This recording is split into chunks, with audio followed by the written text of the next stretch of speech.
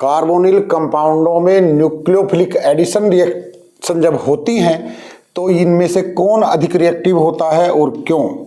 This is formaldehyde, this is acetaldehyde, this is acetone. Nucleophilic addition का मतलब है कि जब इसमें कोई न्यूक्लियो, मान लीजिए HCN हम जोड़ रहे हैं, इसमें एडिशन रिएक्शन होती है। HCN में ये जो CN होता है ये न्यूक्लियोफाइल होता है, ये इलेक्ट्रोफाइल का काम करता है। तो उसका एडिशन जो होता है कार्बोनिल कंपाउंड्स में, वो होता है कार्बन और ऑक्सीजन जो डबल बॉन्ड, इसका एक पाई बॉन्ड होता है, इस पर एडिशन होता है। अब ये क्योंकि ऑक्सीजन की इलेक्ट्रोनेगेटिविटी ज़्यादा होती है तो इसका पाई इलेक्ट्रॉन का इलेक्ट्रॉन पेयर शिफ्ट होता है ऑक्सीजन की तरफ और ये बॉन्ड ऑलवेज ऐसे टूटता है। अब देखिए इसका बॉन्ड इधर को टूटेगा, इसका बॉन्ड इधर को टूटेगा।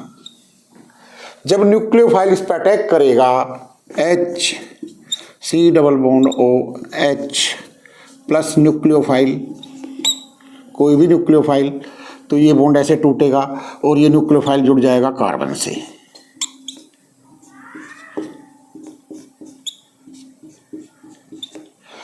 अब जितनी आसानी से न्यूक्लियोफाइल इससे जुड़ जाएगा, ऐड हो जाएगा, उतनी ही उसकी एडिशन रिएक्शन अच्छी मानी जाएगी। अब हम देखेंगे कि किसमें तीनों में इसमें जल्दी क्यों जुड़ जाता है, इसमें उससे देर से क्यों जुड़ता है, इसमें सबसे कम देर से अधिक समय क्यों लेता है, या ये कार्बोनिल ग्रुप इसमें ज़्यादा रिएक्टिव है, इसमें थोड़ा और कम रिएक्टिव है, इसमें और थोड़ा कम रिएक्टिव है। देखिए इसका कारण ये है कि इसमें दोनों, इस कार्बन के साथ दोनों हाइड्रोजन, कोई इफेक्ट नहीं लग रहा है। इसमें जो कार्बन है ये इलेक्ट्रोफिलिक सेंटर है, इलेक्ट्रोफिलिक सेंटर, ये समझ में नहीं आता बच्चों की, समझ लें गौर से, इलेक्ट्रोफिलिक सेंटर है। न्यूक्लियोफाइल कहाँ अटैक करेगा सदैव? इलेक्ट्रोफिलिक सेंटर पर, इलेक्ट्रोफिलिक सेंटर पर। अब इलेक्ट्रोफिलिक सेंटर पर जितना भी पॉजिटिव चार्ज ज़्यादा होगा, जितना पॉजिटिव चार्ज ज़्यादा होगा उतना ही अधिक न्यूक्लियोफाइल आसानी से ऐड हो जाएगा। अब इसमें दो हाइड्रोजन है, हाइड्रोजन तो निष्पक्ष होते हैं, निरपेक्ष होते हैं, ये कोई रोल नहीं करते, ना इनका कोई इफेक्ट होता है।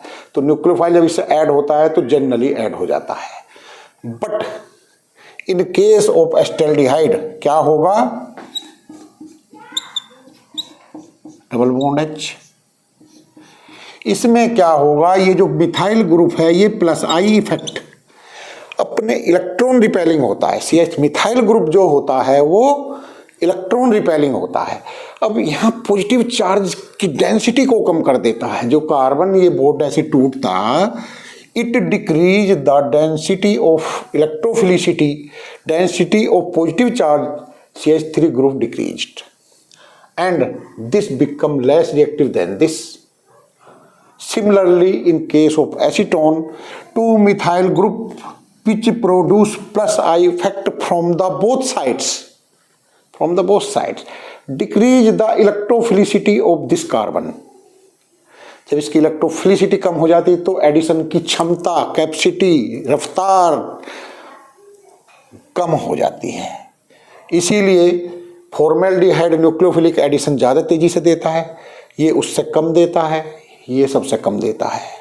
जितने बड़े बड़े ग्रुप, एल्किल ग्रुप कार्बन से जुड़ जाएं, उतना ही न्यूक्लियोफिलिक एडिशन कम होगा या धीरे होगा या उसकी मात्रा कम होगी और वो न्यूक्लियोफिलिक एडिशन रिएक्शन कम देगा।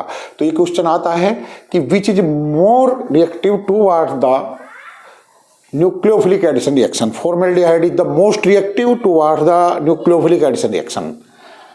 Formaldehyde less reactive than formaldehyde and acetone is less reactive than acetaldehyde. The order of reactivity towards the nucleophilic addition is this type. तो ये से हम पता कर लेते हैं कि इनके addition reaction, nucleophilic addition reaction में रिएक्टिविटी का ये कारण क्या होता है।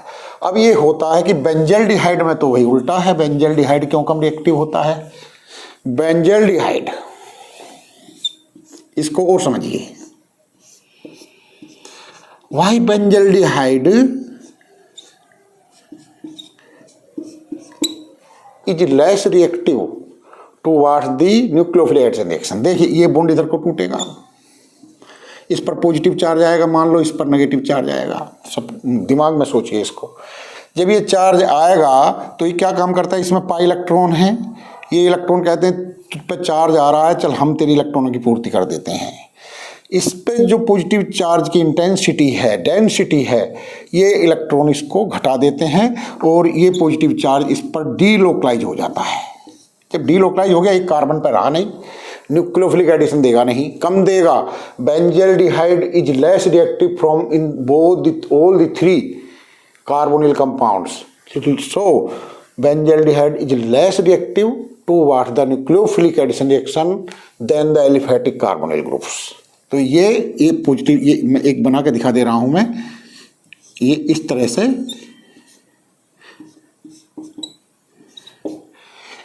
से चार्ज इसका डीलोकलाइज हो जाता है।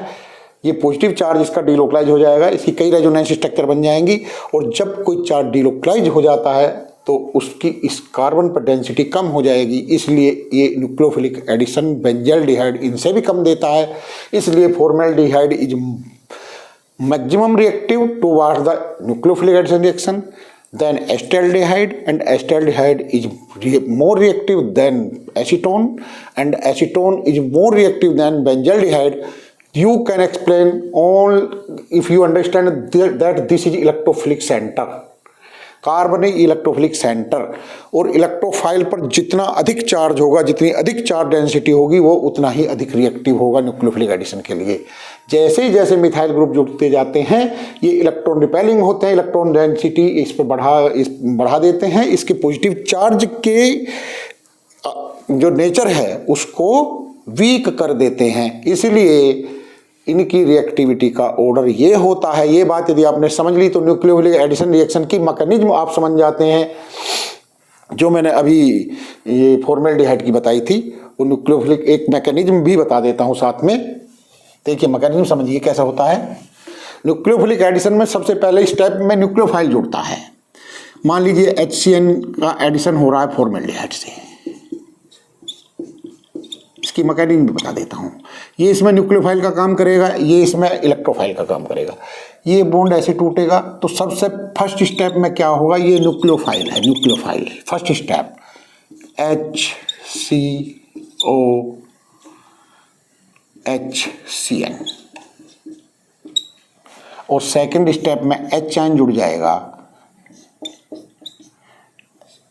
HC साइनो हाइड्रोजन बनता है CNOH। This is second step.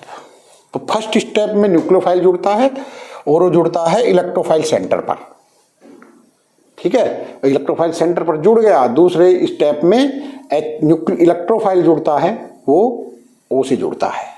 ये इसकी मैकेनिज्म है न्यूक्लियोफिलिक एडिशन की। यदि आप इसको समझ गए तो किसी की भी क्यों ज़्यादा रिएक्टिव है, कौन न्यूक्लियोफिलिक एडिशन के लिए ज़्यादा रिएक्टिव है और कैसे है, उसके इलेक्ट्रॉनिक नेचर को आप समझ जाएंगे। इसके कार्बन पर भी sp2 हाइब्रिडाइजेशन होता है, ऑक्सीजन पर भी sp2 हाइब्रिडाइजेशन होता है।